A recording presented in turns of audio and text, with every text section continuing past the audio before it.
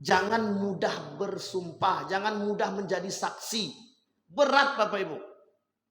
Menjadi saksi, mohon maaf, saksi nikah saja, itu bukan main beratnya. Ketika terjadi kerusakan, mohon maaf, keretakan rumah tangga, itu yang berhak untuk dijadikan pendamai, itu ya saksi. Mana saksinya? Datang kepada saksi itu. Maka tidak bisa sembarangan menjadi saksi pernikahan seseorang, itu tidak bisa. Maka harus yang mengerti, dan itu ada syaratnya. Syarat seorang saksi dalam pernikahan, dalam akad. Sekarang saya tanya Bapak Ibu, berapa banyak transaksi jual beli yang ada saksinya? Kemudian mohon maaf, mereka mau tidak ketika terjadi permasalahan saksi itu muncul? Tidak mau. Atau mungkin mau, kemudian dengan cara yang berbeda. Tanah-tanah, coba perhatikan sekarang. Berapa banyak tanah-tanah itu dialih nama. Ketika dibawa ke dalam kasus, yes, itu tanahku tahu itu tanahnya untuk si A. Karena sudah disuap tadi. Nah, ini kebenaran tertutupi saat ini. Munculnya para orang-orang yang bersaksi palsu itu menutup kebenaran-kebenaran. Sehingga tidak nampak kebenaran itu. Yang kita anggap betul ya mereka saksikan itu. Karena kita tidak tahu di belakang itu. Nah sekarang dipertontonkanlah itu dengan media. Semakin mudah merubah pola pikir orang, mana yang betul dan mana yang salah. Akhirnya yang betul disalahkan, yang salah dibetulkan. Orang yang tidak punya duit, bisa dia beli saksi.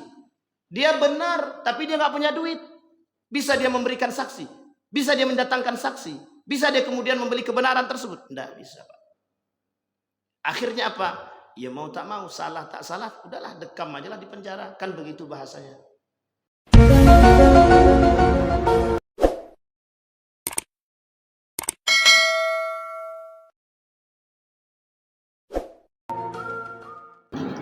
A'udzu billahi minasyaitonir rajim. Bismillahirrahmanirrahim.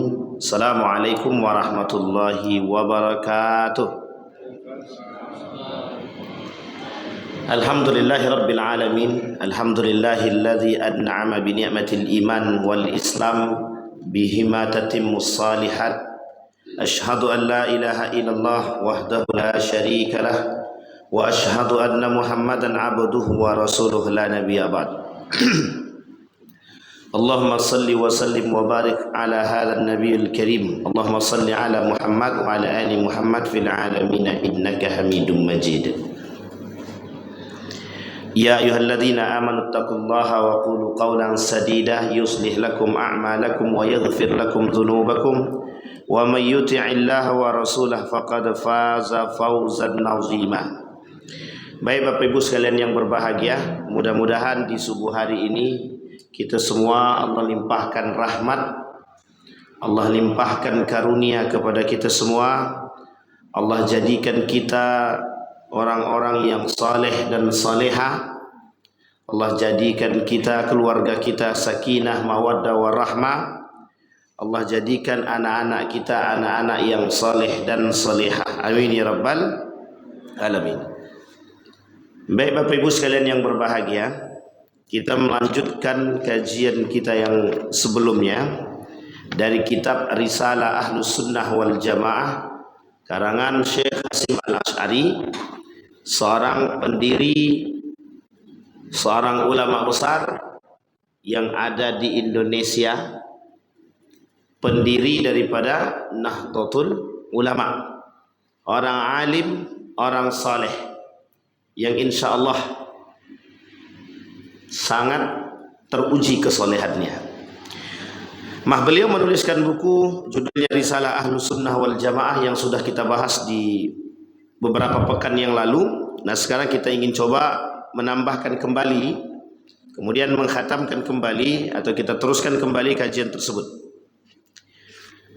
Sebelum itu kita petik satu pernyataan daripada baginda Nabi Muhammad sallallahu alaihi wasallam tentang hadis yang kemudian hadis ini sebenarnya mauquf itu sampai kepada para sahabat.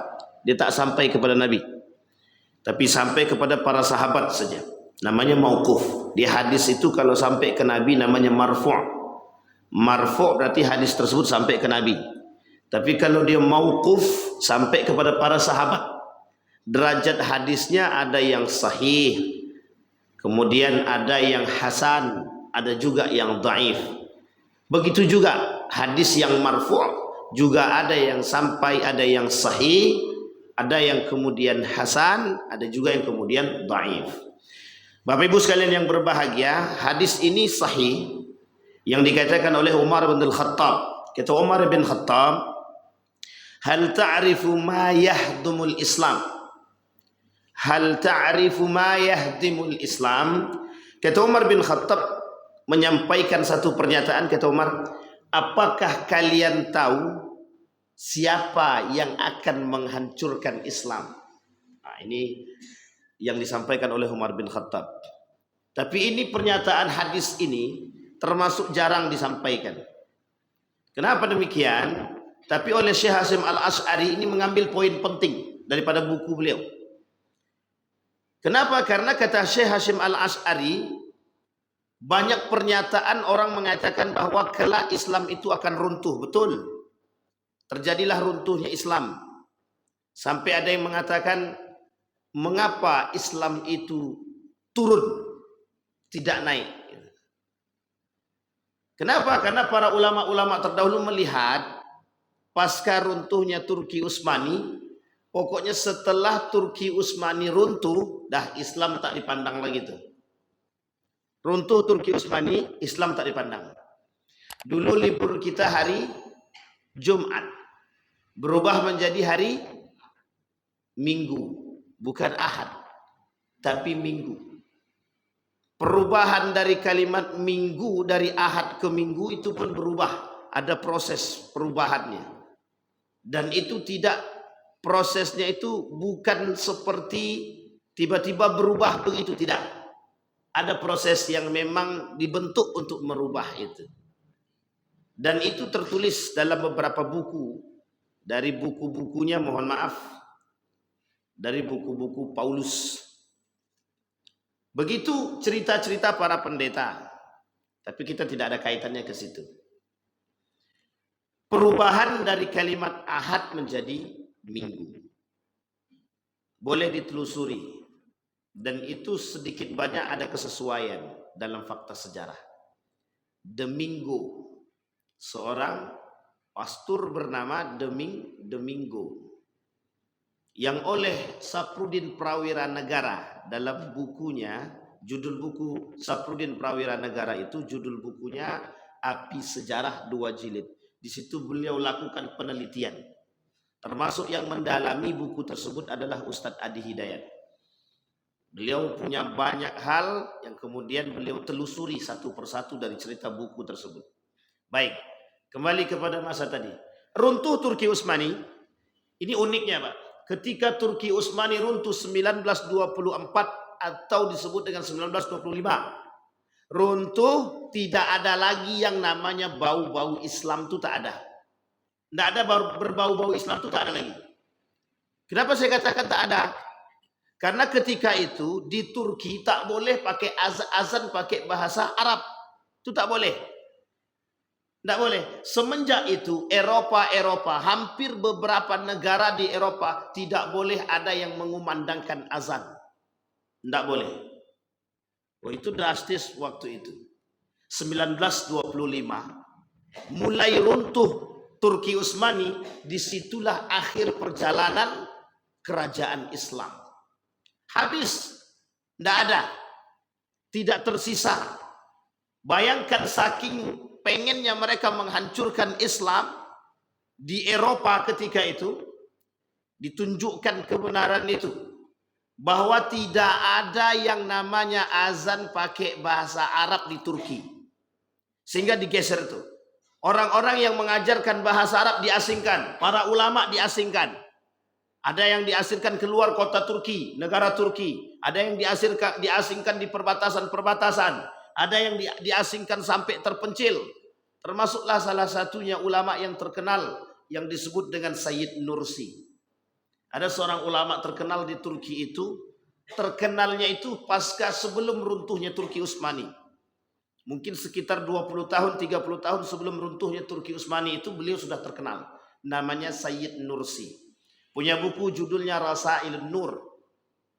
Tahun 2018 itu banyak orang dari berbagai macam kalangan mengkaji siapa sebenarnya Said Nursi.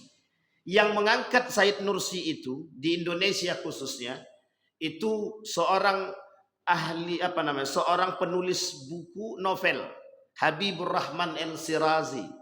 Dalam bukunya, novelnya itu Api Tauhid. Beliau menceritakan seorang ulama besar di situ, namanya Said Nursi. Said Nursi mengatakan kepada muridnya 50 tahun sebelum runtuhnya Turki Utsmani. Apa kata beliau? Kelak engkau akan hidup sampai 100 tahun. Kelak engkau akan melihat kubur para ulama dipindahkan. Engkau akan melihat kehancuran dan engkau akan melihat kuburku akan dipindahkan dari satu tempat ke tempat yang lain. Singkat cerita Bapak Ibu, betul seperti pernyataannya Said Nursi. Muridnya ini hidup sampai 100 tahun. Hidup sampai 100 tahun. Dan dia menyaksikan bagaimana kuburan Said Nursi oleh para pengikut Kemal Ataturk memindahkan kuburannya dari satu tempat ke tempat yang lain. Kenapa? Mereka tidak pengen ada kuburan para ulama yang kelak diambil berkahnya oleh para pengikutnya. Sampai sebegitunya Pak, kita dihancurkan. Ini awal mula baru. 1925 sekarang 2024. Sebentar lagi 2025.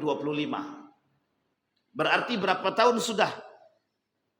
Sudah cukup 100 tahun. Berarti berapa abad? Bayangkan Bapak Ibu. Bagaimana cara mereka menghancurkan? Pada masa itu dihabisi Pak, semuanya dihabisi. Pada masa itu tidak ada namanya sekolah-sekolah yang mengajarkan bahasa Arab. Harus mengajarkan bahasa daerah. Makanya Turki sampai saat ini mereka cinta dengan bahasa Turki. Nasionalisnya tinggi, kita akui Pak. Itu hampir orang-orang Turki itu, yang orang-orang biasa di Turki, itu tidak ada yang bisa bahasa Inggris. Tidak ada yang bisa bahasa Arab. Kami sampai di sana, ke Turki, itu masuk ke hotel, kita tanya itu. Saya tanya sendiri itu. Kepada beberapa orang yang ada di hotel, penjaga hotel itu. Jam berapa sholat subuh? Tidak tahu itu. Kita tanya agamanya apa? Islam. Tapi dia nggak tahu waktu sholat subuh, nggak tahu. Dan hotel tidak menyediakan musola itu. Kalau mau sholat ke belakang kata dia. Nanti belok lurus. Itu harus cari penerjemah itu. Bahasa Inggris nggak ngerti dia. Bayangkan Pak. Saking sekulernya. Dampak daripada sekuler yang dibuat oleh Kemal Ataturk sampai saat ini terasa bagi mereka. Tapi paling tidak Bapak Ibu akan melihat itu. Banyak orang-orang Muslim yang tak sholat. Dan jangan ditanya itu. Ente Muslim. Satu ketika target kami itu pandai berbahasa Indonesia. Istrinya orang Kalimantan. Dia seorang dosen di sana di bidang pariwisata. Saya tanya ke beliau, Anda Muslim? Ente sholat nggak? Jawabannya sederhana. Dia bilang, begini saja tangannya. Udah mimik muka, dah gitu aja. Artinya jangan tanya tentang sholat itu. Yang penting udah Muslim, non Muslim ya udah non Muslim. Karena tidak sulit membedakan mana yang Muslim dan non Muslim, itu sulit sekali membedakannya. Karena memang itu kelihatan. Kita nggak mungkin bertanya mereka agamanya apa. Faktor dampak dari perbuatan Eropa terhadap negara Turki itu besar. Kita akui Pak. Tahun 2019, tahun 2018 juga kalau tidak salah, saya kedatangan tamu di Yogyakarta, seorang orientalis dari Belanda, dari Utrecht University, Zoltan Paul. Kebetulan tamu dari guru saya, dan saya disuruh untuk menemani beliau kemanapun beliau pergi. Namanya Zoltan Paul, orientalis.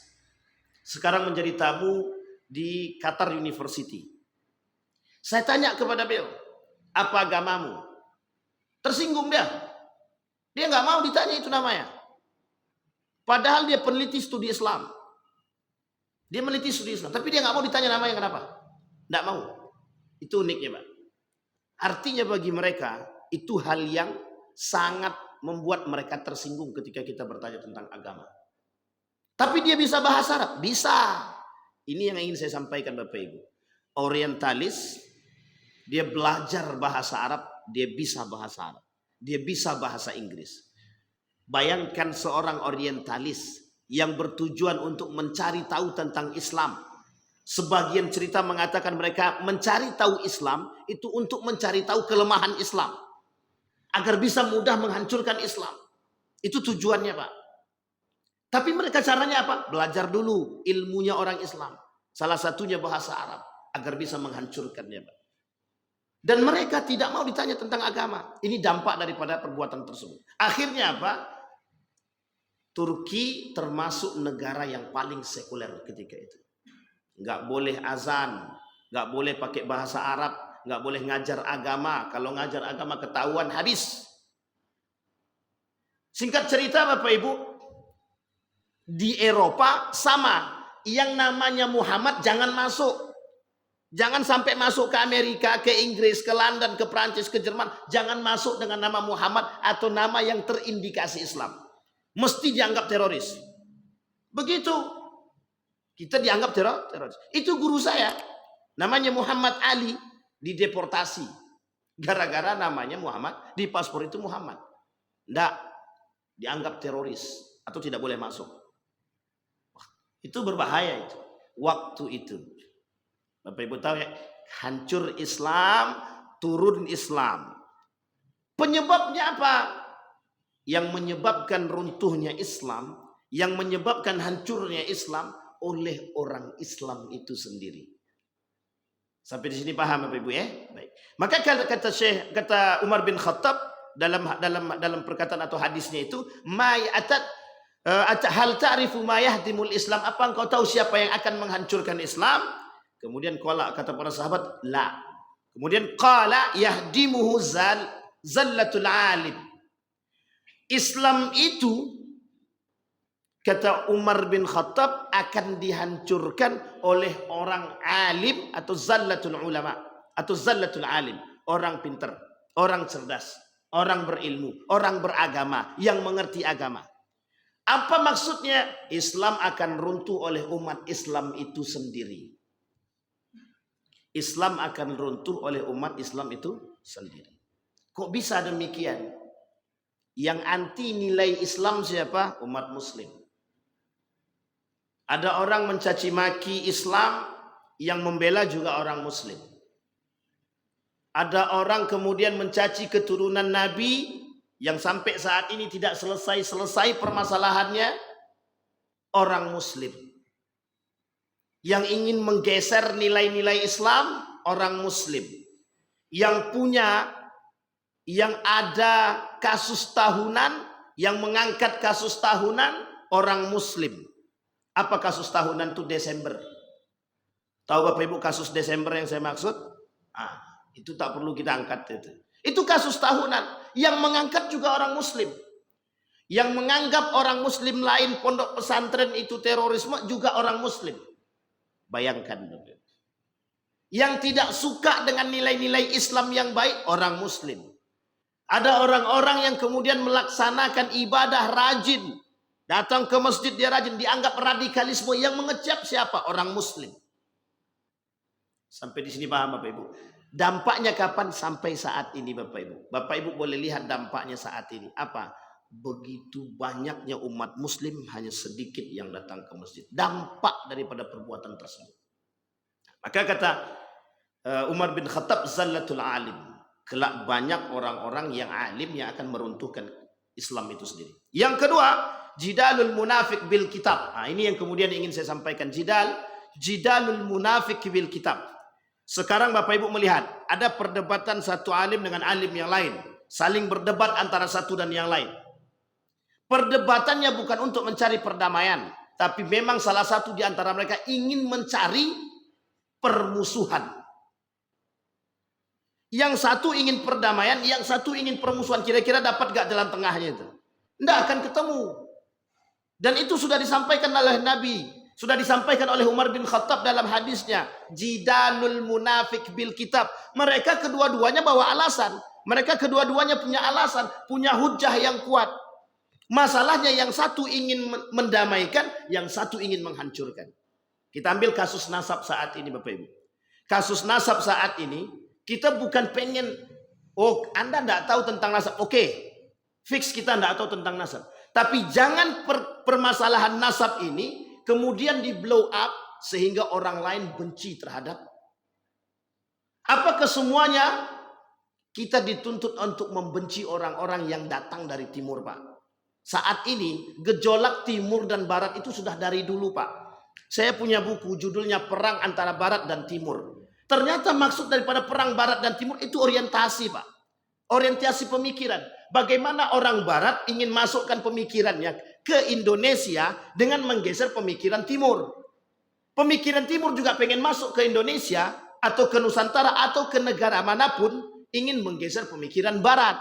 Dan ini perebutan, Pak. Sehingga yang dimaksud dengan timur dan barat Eropa dan Muslim. Sampai di sini paham Bapak Ibu ya?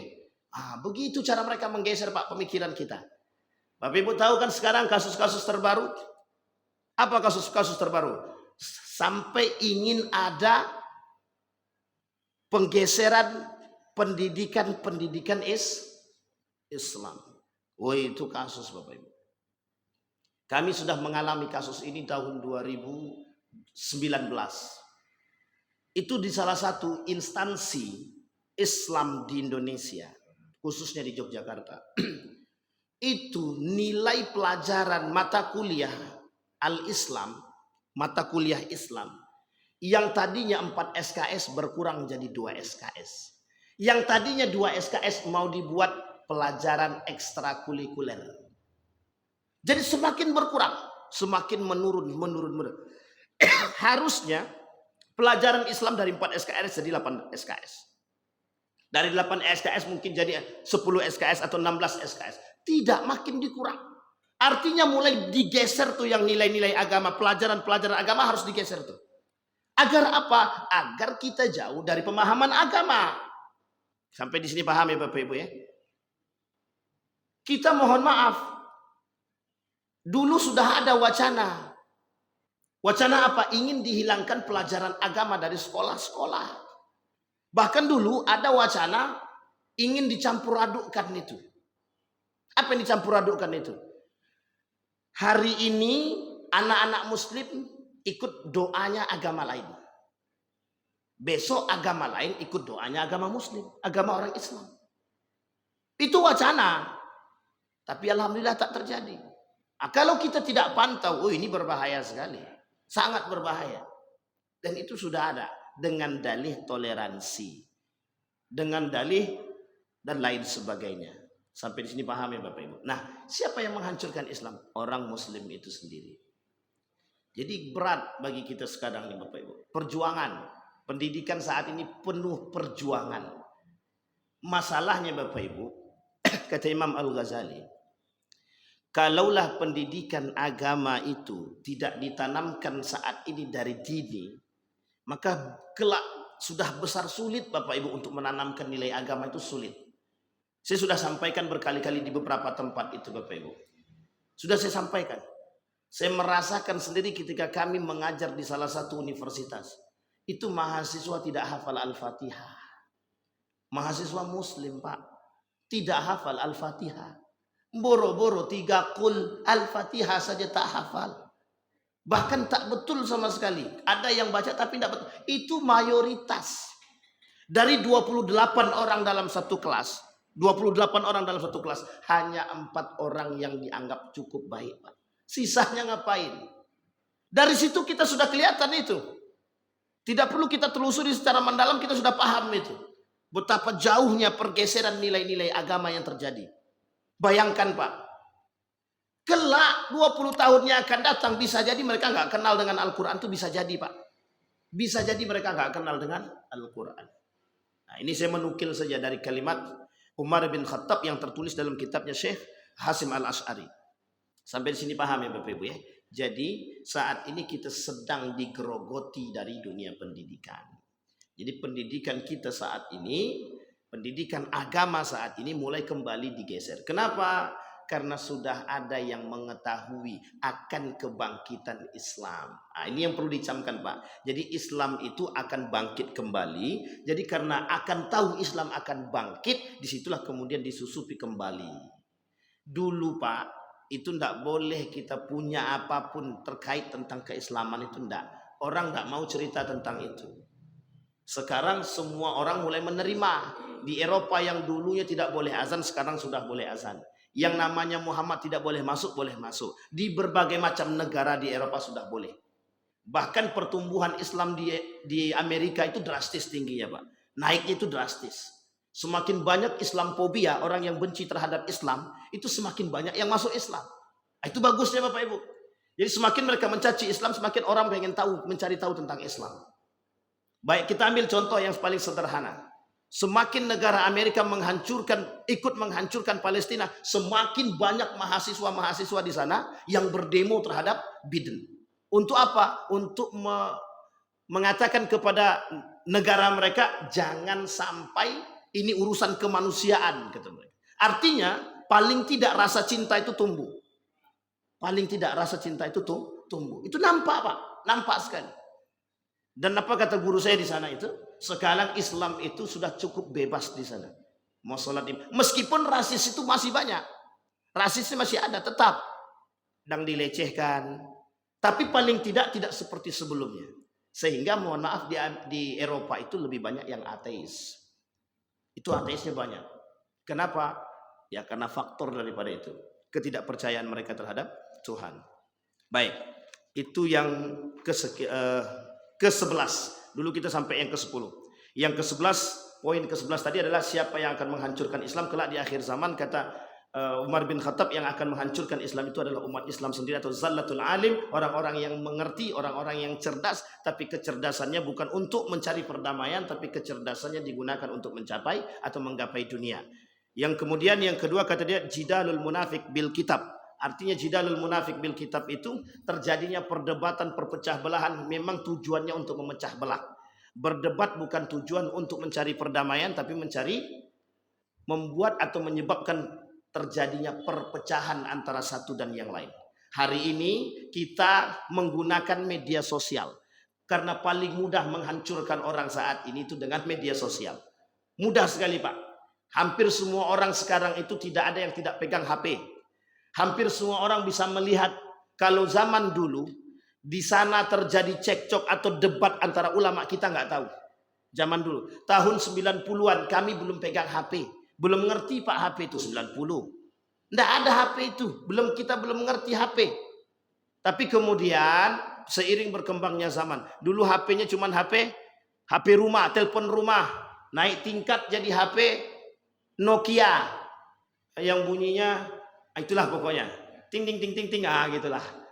Tapi permasalahannya dari bunyi seperti itu sekarang sudah tak berbunyi lagi.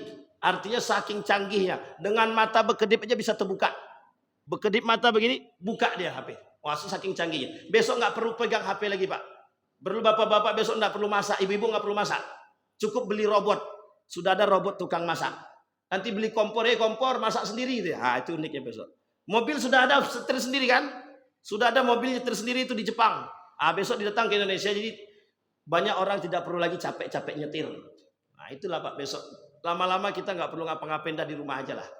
Tinggal nunggu matinya kapan aja lagi.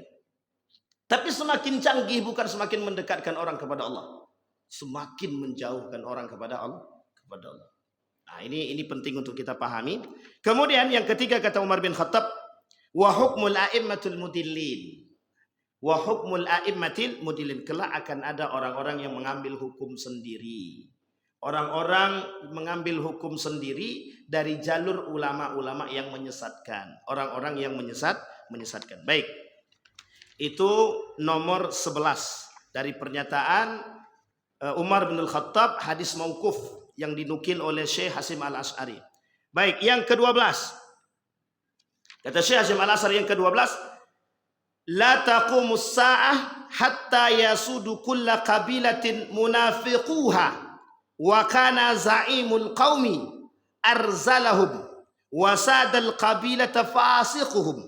Rawahu Tabrani an Abdullah bin Mas'ud. Kata Nabi dalam hadisnya yang dinukil oleh Syekh Hasyim Al-Asy'ari yang ke-12, dia 30 tanda akhir zaman itu yang kemarin kita bahas itu. Kata Syekh Hasyim Al-Asy'ari yang ke-12 itu, kelak akan bermunculan para kabilah-kabilah. Artinya begini, kabilah-kabilah itu kelompok-kelompok. Kemudian pemimpin zaim itu pemimpin-pemimpin setiap kelompok akan bermunculan. Apa yang bermunculan dari mereka? Munafiquha. Nah, ini agak berat juga memang ngomongnya ini, tapi tidak apa-apa lah ya Bapak Ibu ya. Akan muncul nampak kemunafikan mereka. Satu kabilah, satu kelompok dengan kelompok yang lain akan bermunculan kelompok-kelompok, tapi kelompok-kelompok yang bermunculan, yang muncul dari mereka adalah kemunafikannya. Spesifiknya begini. Jadi nanti kelompok-kelompok itu akan menunjukkan mereka yang sesungguhnya. Kemunafikan mereka. Mereka akan berani menjual agama, mereka akan berani memperjualbelikan ilmu, mereka akan berani memperjualkan akhlak, mereka akan berani memperjualkan apapun yang penting untuk kepentingan dunia mereka. Dan mereka akan bersiap melakukan apapun yang penting mereka bisa mendapatkan keuntungan dunia. Nah, ini yang paling penting kita pahami. Orang-orang munafik. Orang-orang munafik itu, ini sudah dibahas berkali-kali di beberapa tempat tentang munafik itu. Orang munafik itu, mereka secara lisan saja berislamnya, secara hati tak. Dia tak berislam secara hati. Tapi itu munafik secara i'tiqad, keyakinan. Karena banyak orang-orang yang pengen masuk Islam itu banyak Bapak Ibu. Tapi banyak masuk Islam itu terpaksa. Nah, kelak akan menjadi kaum-kaum munafik. Baik. Kemudian satu di antara yang lain akan saling menghinakan. Satu di antara yang lain akan saling menghinakan. Jadi kelompok ini kabilah satu dengan kabilah yang lain berantem nih. Nah, ketika saling berantem, yang satu menjatuhkan yang A menjatuhkan yang B. Saling menjatuhkan antara satu dan yang lain. Dan ini sudah terjadi. Dan ini sudah kita bisa lihat betapa banyak kelompok-kelompok yang saling menghujat antara satu dan yang lain dan menjatuhkan antara satu dan yang lain. Nampak taring kemunafikannya, nampak. Itu yang terjadi pada masa baginda Nabi Muhammad SAW. Hanya satu orang saja itu mampu punya anggota menjadi 40 orang. Dan ke-40-puluhnya itu mereka semuanya munafik. Meninggal Nabi, yang 40-nya berubah jadi banyak. Ketika Nabi, nih lihat, perhatikan baik-baik. Nabi meninggal, yang murtad di Mekah hampir setengah. Yang murtad, yang keluar dari Islam di Madinah, itu banyak sekali yang murtad itu. Banyak yang keluar. Sehingga ketika itu kerjaan daripada Abu Bakar Siddiq itu cuma 3 Pak. Satu, memerangi orang murtad. Yang kedua, memerangi nabi palsu. Yang ketiga, memerangi orang yang tak mau bayar zakat. Coba bayangkan dampak daripada meninggalnya nabi, taring-taring kemunafikan itu muncul semua. Dan itu termasuk kekuatan. Apa yang kita sebut dengan termasuk kekuatan? Termasuk kekuatan bagi mereka untuk menghasut yang lain sehingga bisa menjadi munafik di antara mereka. Banyak Bapak Ibu munafik itu banyak, sangat banyak sekali. Sehingga kita bisa lihat itu. Meninggal Nabi, kemunafikan tersebar begitu saja. Tapi kemudian masih ada Umar bin Khattab. Mereka belum bisa mengapa-ngapa Pak, belum berani ngapa-ngapain. Karena Umar bin Khattab ini orangnya tegas dan keras. Tapi pasca meninggal Umar bin Khattab, semua taring mereka nampak.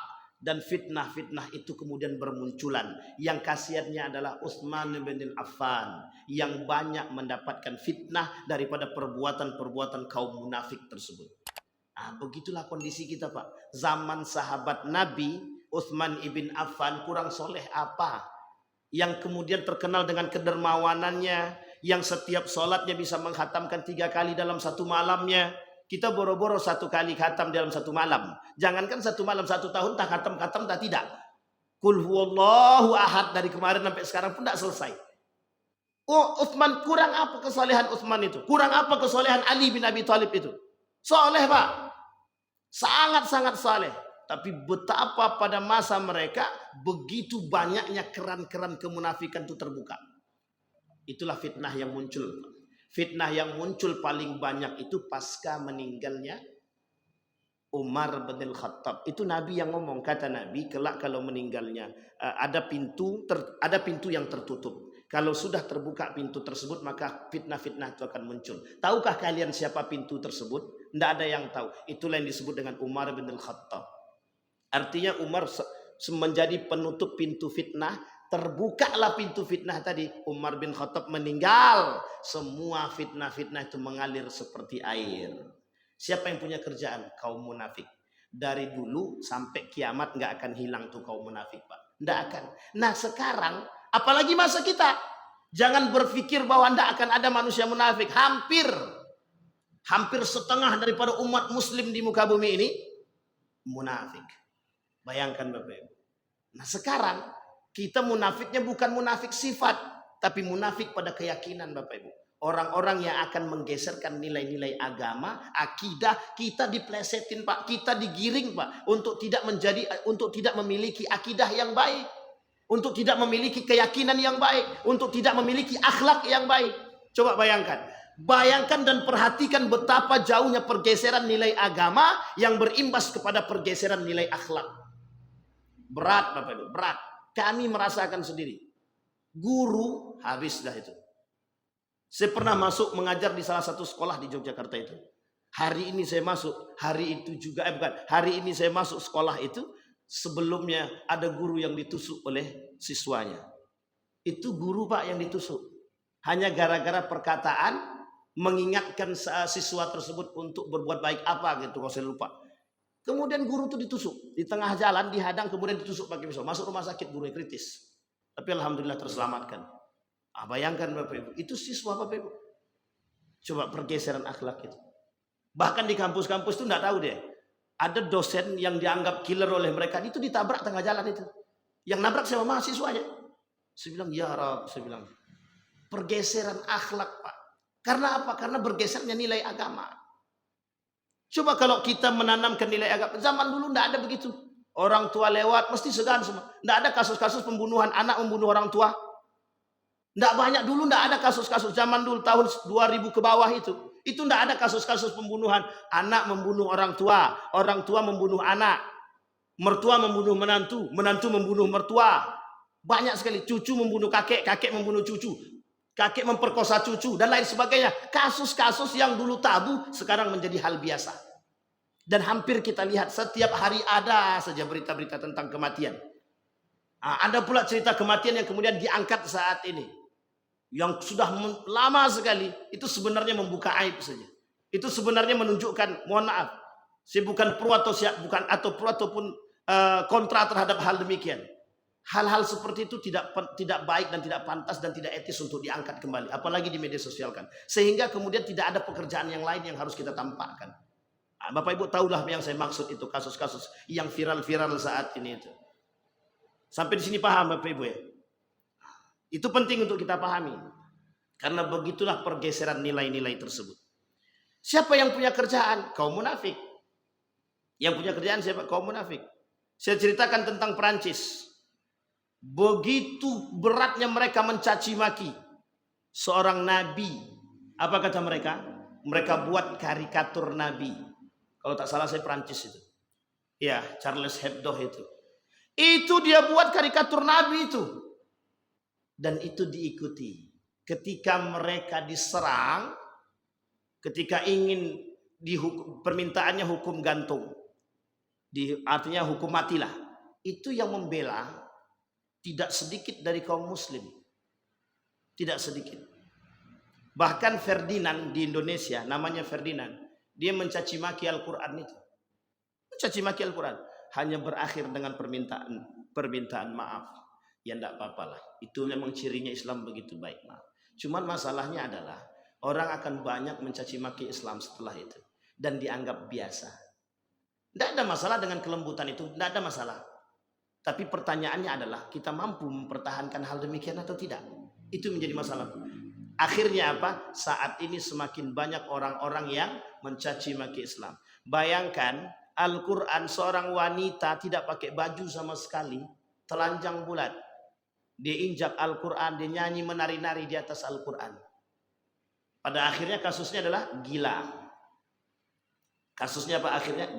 Gila. Bayangkan Bapak Ibu. Jadi orang sudah mulai mudah meremehkan dan menghancurkan Islam dengan cara-cara yang seperti itu. Mereka permainkan Islam. Mereka injak-injak Al-Quran. Tapi kemudian muncul kelompok-kelompok tertentu yang kemudian membela. Yaitu kan hak-haknya dia, biarlah tak masalah. Biarlah Allah yang akan menghancurkan mereka. Ini bahasa nih Pak. Bahasa ini sebenarnya bahasa yang tidak salah, tapi harus berhati-hati. Apa maksudnya hati-hati? Bagaimana kelak yang menghancurkan Islam adalah orang Muslim itu sendiri. Ketidakperhatian kita terhadap nilai-nilai agama. Coba bayangkan Bapak Ibu, kalau Bapak Ibu tidak punya perhatian nilai agama terhadap anak, kira-kira anak jadi apa? Jangan bangga dengan pendidikannya yang besar. Cerita yang unik yang pernah saya ceritakan kalau tidak salah di masjid ini. Seorang anak tidak pernah ketemu dengan bapaknya.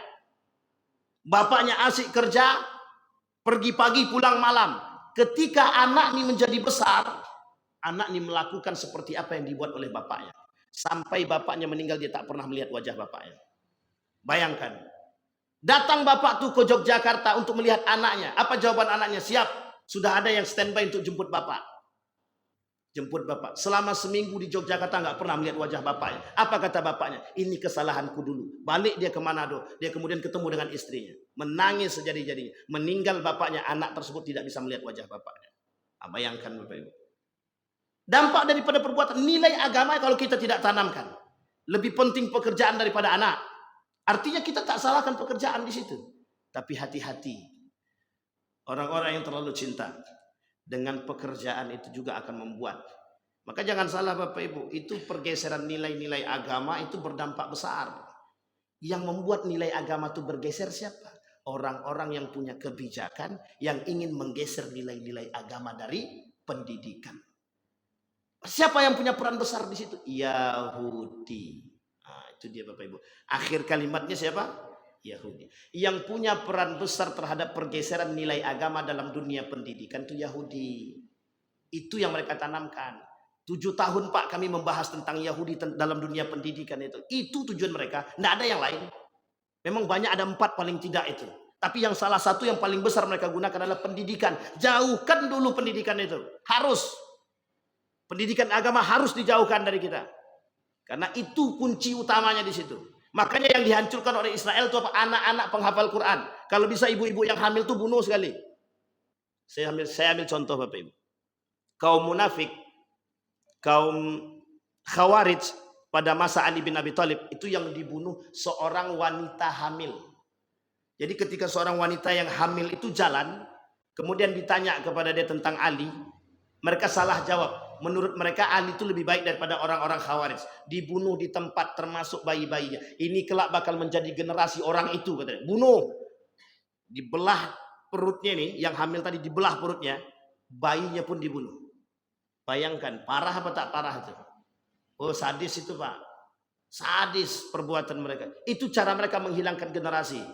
Kalau bahasa kita genosida itu ya. Palestina begitu.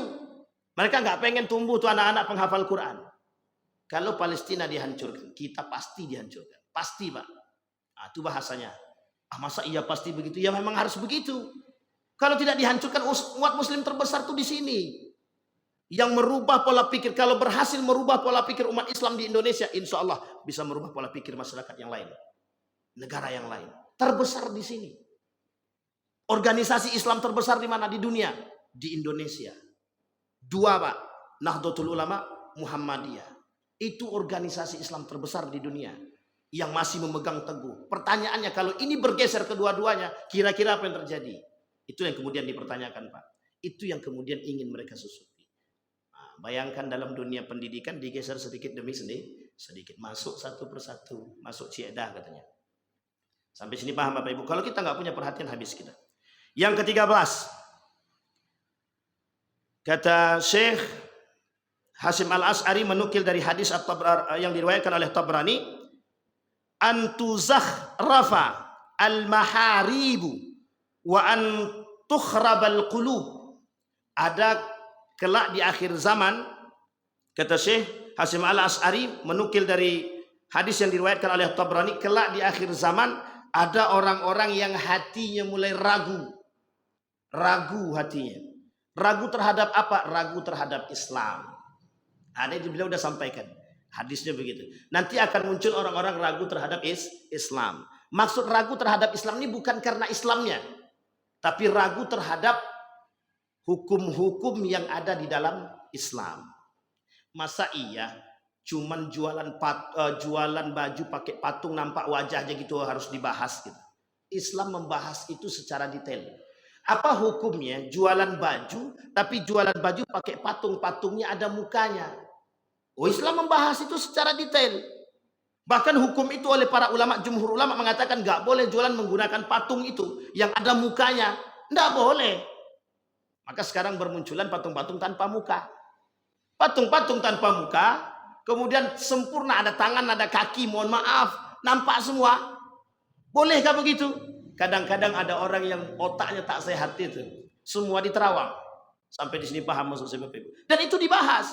Ada kelompok-kelompok masa hal demikian aja harus dikaji. Coba orang-orang yang ragu dengan Islam, orang-orang yang ragu dengan hukum-hukum Islam. Apa yang kedua? Contoh yang paling sederhana, bentar lagi kurban. Perhatikan hukum kurban. Masa hanya karena tulang saja? Ingat Bapak Ibu ya, permasalahan kurban itu dibahas detail oleh para ulama. Baca kitabnya Ustaz Abdul Somad. Kalau tak salah sekitar 36 permasalahan tentang kurban. Kalau tidak salah saya. Iya, tanya jawab itu. Itu detail Pak. Permasalahan daging kurban, permasalahan tulangnya itu, permasalahan kepalanya itu, tanduknya dan lain sebagainya. Itu detail dibahas. Kemudian muncul kelompok hal begini kan hal yang sepele. Ini bukan masalah sepele. Yang kita makan tuh yang halal apa yang haram. Itu masalahnya. Sampai kita nggak boleh ngambil daging sebagai upah untuk pekerja.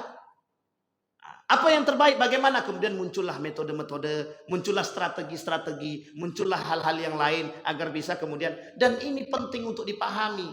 Jangan kita pahami sesederhana itu. Itu hukum. Jangan ragu dengan hukum Islam. Nggak boleh ragu. Cara meyakinkannya belajar. Makanya yang dituntut oleh seseorang itu kewajiban belajar menuntut ilmu agama. Hukumnya wajib. Makanya sebelum berkurban harus pintar dulu ilmu kurban. Harus pintar. Kenapa begitu? Kalau tidak pintar meragukan banyak masalah. Sekarang itu banyak orang yang sok pintar. Coba lihatin kasusnya nanti. Banyak yang berantem di dalam masjid hanya perkara kurban. Yang kedua-duanya nggak punya ilmu. Mereka berdebat antara satu dan yang lain. Tapi mereka nggak punya ilmu. Kita sodorkan buku kurban, mereka nggak mau baca. Ada ustadz yang menengahkan, mereka anggap tradisi kami dulu begitu. Ini tradisi yang salah Pak. Tradisi yang salah. Tradisi yang salah nggak bisa kita perbaiki. Tradisi yang salah kita harus perbaiki. Sampai di sini paham Bapak Ibu ya. Ini yang kemudian muncul. Orang-orang yang mempermainkan, merendahkan, menganggap ragu nilai-nilai agama. Jangan ragu. Islam punya hukum tersendiri. Islam punya syariat yang harus kita jalani. Kita tinggal menjalankan saja. Memang kadang-kadang, mohon maaf, kadang-kadang tak sejalan dengan tradisi. Kalau tak sejalan dengan tradisi, yang kita ambil bukan tradisinya, yang kita ambil hukum agamanya. Bukan tradisinya yang kita pakai. Tradisi zaman dulu, budak-budak itu boleh? Iya budak. Sekarang tidak ada tradisi perbudakan. Berarti kami boleh dong menggauli pembantu kami? Ya nggak bisa juga. Kan sudah bergeser nilai-nilai pasca datangnya baginda Nabi Muhammad sallallahu alaihi wasallam. Baik, yang ke-13. Yang ke-14. Fusuwut tijarati hatta tu'ina al-mar'atu zawjaha 'ala tijarati wa qat'ul arham wa fusulul qalam wa zuhurus syahadati bizzur. Baik. Kata hadis yang diriwayatkan oleh Imam Ahmad bin Hanbal, Bukhari dan Ibnu Mas'ud, kelak di akhir zaman akan muncul zuhurus syahadatu az-zur, persaksian-persaksian palsu. Ini mengungkit-ungkit masa lalu nih. Syahadatuz zur, persaksian palsu. Sekarang tak ini hal yang biasa. Sekarang mohon maaf nih Bapak Ibu, mohon maaf betul. Asal ada duit aja, tidak ada namanya persaksian jujur, itu sulit sekarang. Seorang anak bisa menjatuhkan hukuman pidana kepada ibunya hanya karena harta warisan. Yang dia cari adalah saksi yang bisa dia beli. Ini kami menyaksikan sendiri nih Bapak Ibu. Artinya saya punya teman, bukan teman ya, kalau bahasa gaulnya klien lah gitu. Tapi kalau bahasa rendahnya, bahasa biasanya itu teman lah. Jadi saya punya teman, kasusnya tentang waris. Itu mereka demi harta warisan itu bisa menyewa orang untuk menjadi saksi, dan saksi yang mereka berikan itu palsu. Persaksian yang mereka berikan palsu sehingga harta itu dapat untuk dia dan orang tuanya dipenjarakan. Dipidanakan, maaf, bukan dipenjarakan, dipidanakan. Itu kasus. Bapak boleh cek besok. Datang ke ke Pengadilan Agama. Berapa banyak kasus-kasus tentang waris. Itu baru waris itu. Belum kasus-kasus yang lain. Sekarang kita ambil kasus-kasus yang lain. Banyak atau sedikit orang-orang yang bersaksi palsu di pengadilan itu? Tekanannya bukan sedikit, itu banyak. Ya karena itu tadi. Kau mau selamat enggak? Kalau mau selamat keluargamu, sampaikan. Ini duit. Sekian. Yo. Ya begitulah Bapak Ibu. Sampai sini paham ya Bapak Ibu ya. Keadaan kita begitu saat ini. Dan Nabi yang bilang, bukan saya yang bilang, Nabi yang bilang. Kata Nabi, zuhurus syahadatil zur. Kelak akan bermunculan orang-orang yang bersaksi tapi palsu.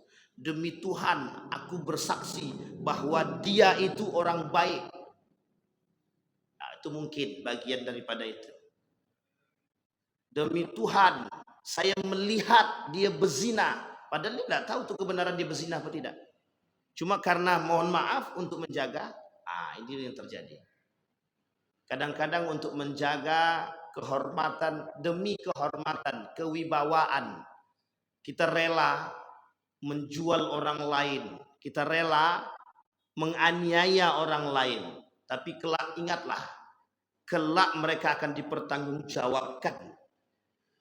Kata ulama itu, hukuman yang harus mereka lakukan dalam persaksian palsu mereka wajib mengembalikan nama baik orang lain kalau itu salah. Misal si A bersaksi untuk si B.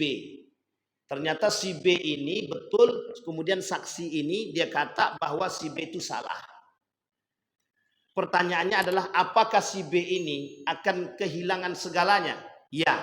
Dia kehilangan kehormatannya, dia kehilangan pekerjaannya. Maka tanggung jawab, kalau dia taubat, tanggung jawab bagi dia untuk mengembalikan nama baiknya. Tanggung jawab bagi dia untuk mengembalikan semua yang hilang dari diri dia. Itu baru di dunia. Kelak di akhirat dipertanggungjawabkan. Bayangkan Bapak Ibu. Tapi sekarang orang mandang itu sebelah mata saja, yang penting dapat duit dah lah. Ini yang kemudian kita harus ingatkan Bapak Ibu. Jangan mudah bersumpah, jangan mudah menjadi saksi. Berat Bapak Ibu. Menjadi saksi, mohon maaf, saksi nikah saja, itu bukan main beratnya. Ketika terjadi kerusakan, mohon maaf, keretakan rumah tangga, itu yang berhak untuk dijadikan pendamai, itu ya saksi. Mana saksinya?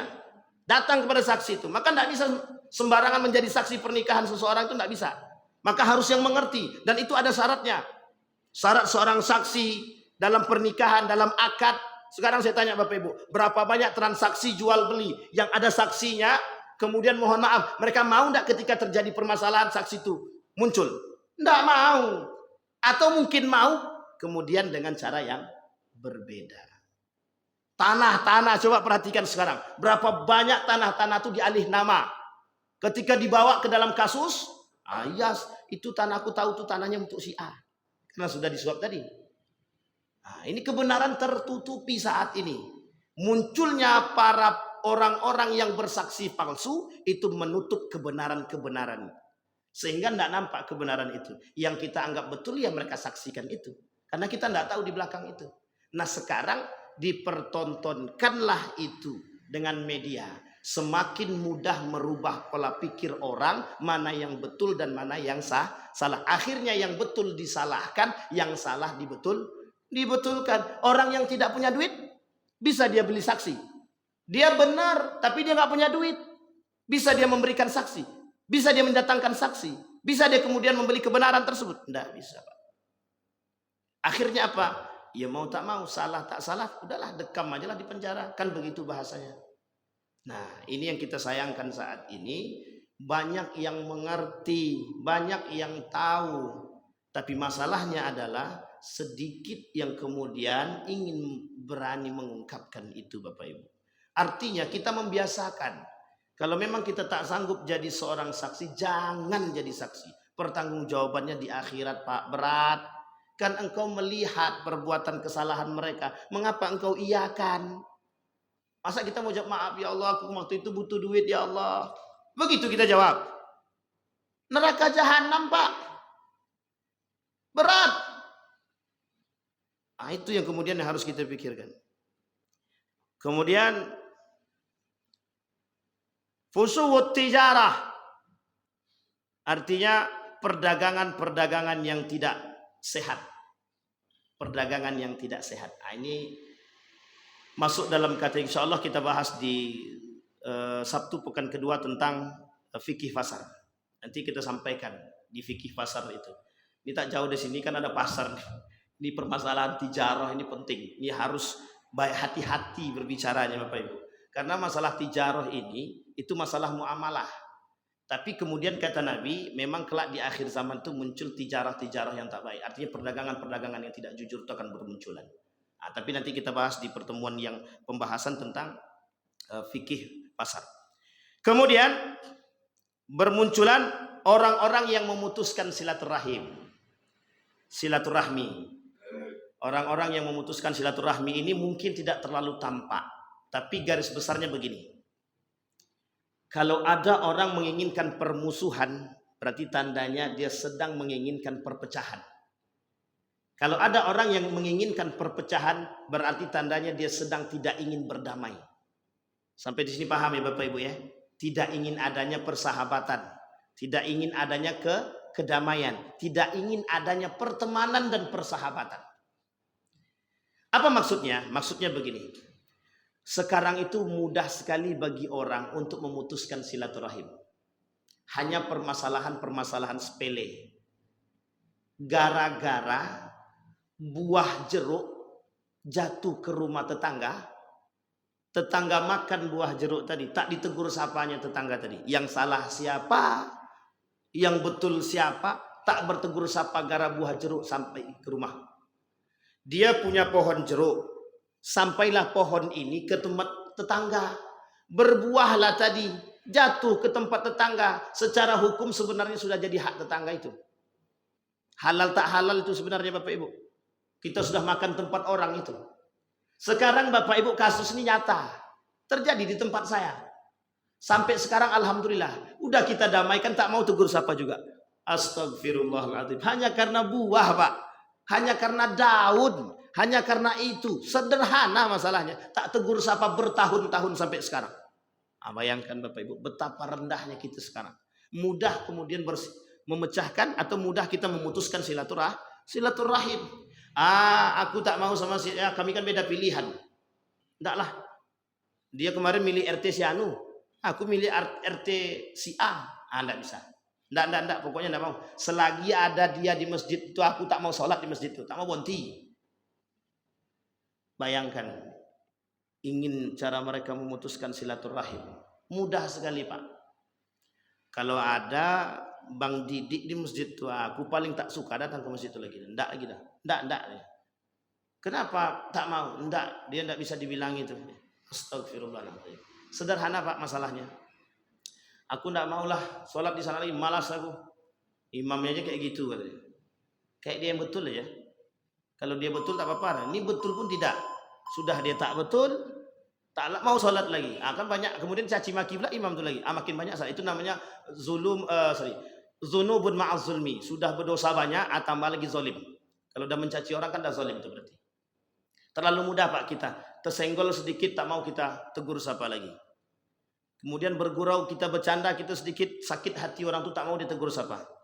Kadang-kadang orang tak percaya, tak tegur sapa 3 hari itu bisa keluar daripada Islam.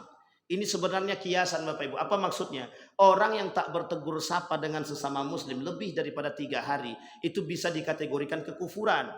Artinya dia sedang mengkhianati perdamaian dalam Islam. Maka disebut dengan kekufuran. Kafir tidak, keluar dari Islam sebenarnya tidak. Artinya ada unsur kekufuran. Artinya apa? Mereka menganggap diri mereka lebih baik daripada orang lain. Bahaya itu Pak. Oh ya udahlah kalau gitu saya tunggu 3 hari baru saya tegur. Itu keterlaluan juga. Kalau bisa tegur langsung kenapa harus nunggu 3 hari gitu. Ya biar lengkap lah kata dia. Astagfirullah wa atubu ilaih. Nah, bayangkan Bapak Ibu, sekarang terlalu mudah orang yang sakit. Banyak orang yang baperan sekarang nih Bapak Ibu. Mudah baper, mudah sakit hati, mudah tersinggung, dan lain sebagainya. Akhirnya apa yang terjadi? Tak bertegur sapa.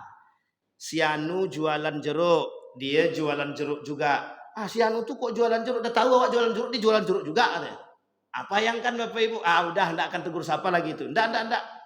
Akhirnya rebut-rebutan lahan, rebut-rebutan pembeli. Udah bang, sini aja jeruk aku lebih baik daripada jeruk si Anu tuh. Karena sakit hati. Hanya karena sakit hati saling menjelek-jelekkan. Enggak usah bang tempat saya, akhirnya orang tuh tak mau beli tempat yang lain. Rugi dua-duanya kan? Ini tak, kadang ini susah kita Pak. Nengok orang bahagia kita tak suka, nengok orang sengsara kita juga suka. Suka melihat orang sengsara melihat orang bahagia. Inilah kondisi kita saat ini Bapak Ibu. Terlalu mudah sakit hati, mudah tersinggung, pokoknya mudah semualah. Sehingga dengan perbuatan itu mudah orang-orang memutuskan tali silaturahim. Tolong Bapak Ibu, hal-hal sepele tak perlulah dibesar-besarkan. Masalah rumah tangga khususnya cukup Bapak Ibu yang tahu, tak usah ikut-ikut tenar, cukuplah. Masalah rumah tangga tak perlu dipopulerkan, cukuplah para mereka-mereka yang menampakkan. Kita tidak usah. Hanya masalah-masalah. Kemudian berantem adik dan abang, tak usah besar-besar.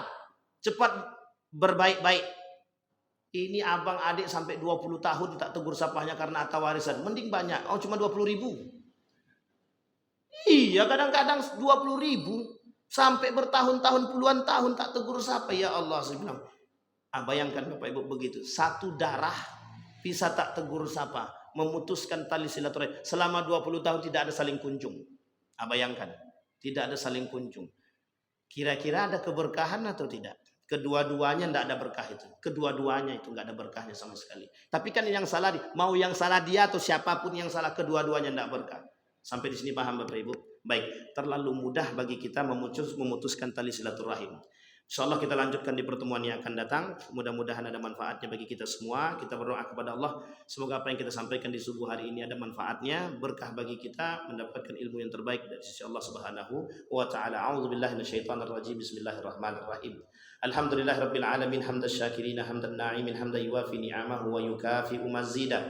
Ya Rabbana lakal hamdu kama yanbaghi li jalali wajhikal karim wa 'azimi sultanik. Allahumma salli ala Muhammad wa ala ali Muhammad fil alamin innaka Hamidum Majid. Ya Hayyun ya Qayyum ya Fattah ya Alim ya Aziz ya Ghaffar ya Rabbal alamin. Allahumma ij'al tajammu'ana tajammu'an marhuma waj'al tafarruqana min ba'dihi tafarruqan ma'suma. Allahumma arinal haqqa haqqan warzuqna ittiba'ah wa arinal batila batila warzuqna ijtinaba. Allahumma ansur ikhwanana al-mujahidin fi Falastin wa fi Gaza fi kulli makan. Allahumma dammiril yahud, Allahumma ahlikil kafarata wal mubtadi'ata wal musyrikin, a'da'aka a'da'ad din. Allahumma faqihna fid din wa 'allimna ta'wil. Rabbana atina fid dunya hasanah wa fil akhirati hasanah wa qina azaban nar.